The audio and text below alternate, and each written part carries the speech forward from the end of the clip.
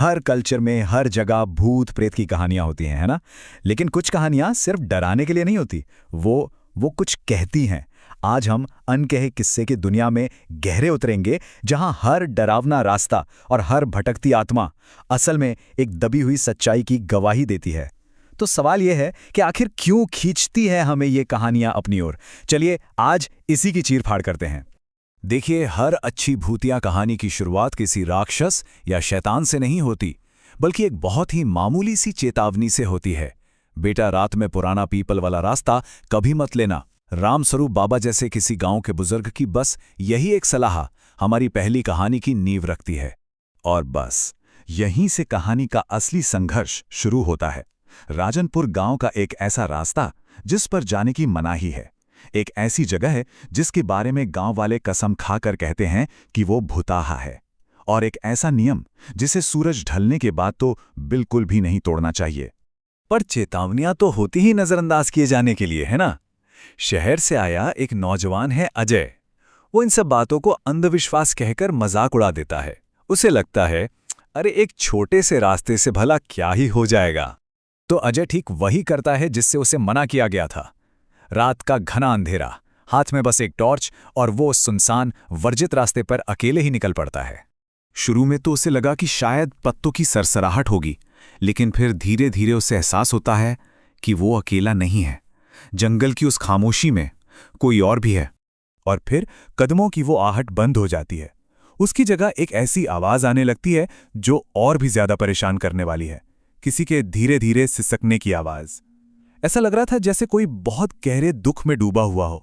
अजय हिम्मत करके अपनी टॉर्च की रोशनी उस आवाज की तरफ घुमाता है, और जो उसे दिखता है वो उसके होश उड़ाने के लिए काफी था। सफेद साड़ी में लिपटी एक औरत, चेहरा पूरा खून से सना हुआ, और आंखों की जगह सिर्फ 2 खाली गड्ढे। पर रुकिए, ये कोई आम बिना मकसद के भटकने वाली आत्मा नहीं है। राधा की आत्मा का एक मकसद है, उसकी एक मांग है, और वो है इंसाफ। वो इंसाफ चाहती है। जब मामले की गुत्थी उलझ जाती है तो एक स्थानीय तांत्रिक को बुलाया जाता है, और फिर एक एक करके सारे राज खुलने लगते हैं। एक रोंगटे खड़े कर देने वाला सच, और उसके पीछे छिपा एक बहुत बड़ा धोखा। और फिर कहानी अपने भयानक अंत तक पहुंचती है। कातिल मोहन अजय को ढूंढते हुए उसी रास्ते पर आ जाता है, लेकिन तभी वो पुराना पीपल का पेड़ जैसे जाग उठता है। उसकी जड़ें मोहन को कसकर जकड़ लेती हैं, और राधा की आत्मा अपना बदला पूरा कर लेती है। ऐसा लगता है जैसे प्रकृति खुद इंसाफ कर रही हो। तो एक प्रेतवादित जगह का ये जो आइडिया है, ये सिर्फ एक कहानी तक नहीं रुकता। अनकहे किस्से में ही हमें एक और कहानी मिलती है, इस बार एक पूरे श्रापित गांव की, जहां आरुष नाम का एक आदमी बुरी तरह फंस जाता है। आरुष की कहानी भी आप देखिए एक चेतावनी से ही शुरू होती है।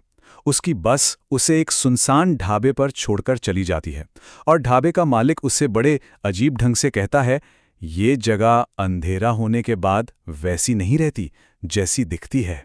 अब रात में कोई आसरा ढूंढता हुआ आरुष पास के एक गांव की तरफ जाता है, लेकिन वहां पहुंचकर उसे सिर्फ एक अजीब सी बेचैन कर देने वाली खामोशी और घना अंधेरा मिलता है। ऐसा लग रहा था मानो पूरे गांव ने अपनी सांसें रोक ली हो। और फिर उसे उस खामोशी की वजह दिखती है। एक पेड़ से एक औरत उल्टा लटक कर जोर जोर से हंस रही थी। बस ये मंजर देखते ही आरुष के होश उड़ जाते हैं, और वो वापस उसी रास्ते पर भाग खड़ा होता है। वो समझ जाता है ये गांव कोई पनागा नहीं है, ये एक जाल है। भागते हुए आरुष को एक अजनबी आदमी मिलता है, जो उसे उस गांव के भयानक अतीत के बारे में बताता है। धोखे की, नरसंहार की, एक ऐसी कहानी जिसने उस पूरी जमीन को हमेशा के लिए श्रापित कर दिया था। वो आदमी अपना नाम किशन कुमार बताता है, और आरुष को रात गुजारने के लिए एक सुरक्षित जगह पर ले जाता है। लेकिन सवाल यह है कि इतने अंधेरे में, इस वीराने में किसी अजनबी पर भरोसा करना क्या सही था। अगली सुबह जब आरुष की आंख खुलती है तो उसे एक पुराना शादी का कार्ड मिलता है, और कार्ड पढ़ते ही उसके पैरों तले जमीन खिसक जाती है। जिस आदमी ने रात में उसे रास्ता दिखाया था वो कोई और नहीं बल्कि रूपा का दूल्हा किशन का भूत था, जो खुद उस नरसंहार का शिकार हुआ था। तो ये 2 बिल्कुल अलग अलग कहानियां हैं, है ना?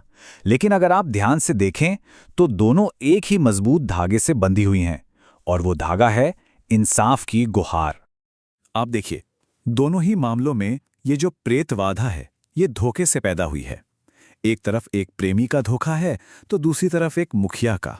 ये सिर्फ डर पैदा करने वाली कहानियां नहीं है, ये हमें बताती हैं कि विश्वासघात का जो दर्द होता है ना, वो मौत के बाद भी पीछा नहीं छोड़ता।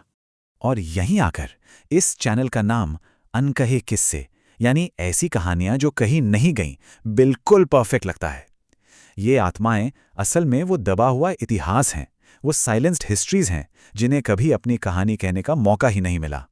और मेरे ख्याल से यही इन कहानियों का असली सार है। यह हमें सोचने पर मजबूर कर देती हैं कि क्या हर लोक कथा, हर भूतिया कहानी असल में न्याय का इंतजार करती हुई एक आत्मा ही है, एक ऐसी अनकही दास्तान जो भुला दिए जाने से साफ इनकार करती है।